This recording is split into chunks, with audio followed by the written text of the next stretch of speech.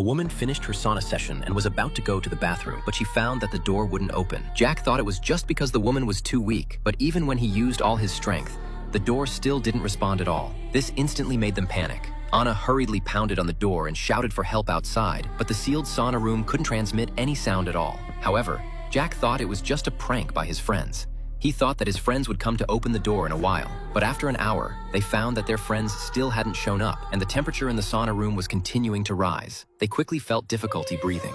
Only now did they finally realize the seriousness of the situation. Anna could no longer bear this feeling, so she directly picked up a water ladle and started smashing the glass window. Although the glass remained intact, Anna still refused to give up. At this moment, Jack looked at the stones in front of him and suddenly thought of a way. He immediately picked up the water ladle and took out a stone, then threw the stone into the foot-washing water to cool it down. When the temperature of the stone had cooled down, Jack picked up the stone and started smashing the glass with it. Although Jack's hand was cut by the stone, he didn't give up.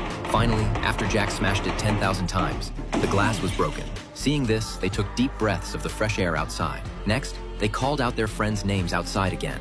But what they didn't know was that their friends had already fallen asleep on the sofa at this time.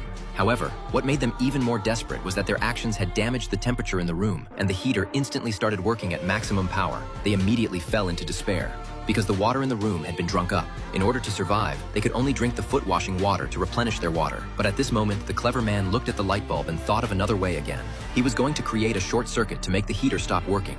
So he inserted the water ladle wrapped in a wet towel into the light bulb.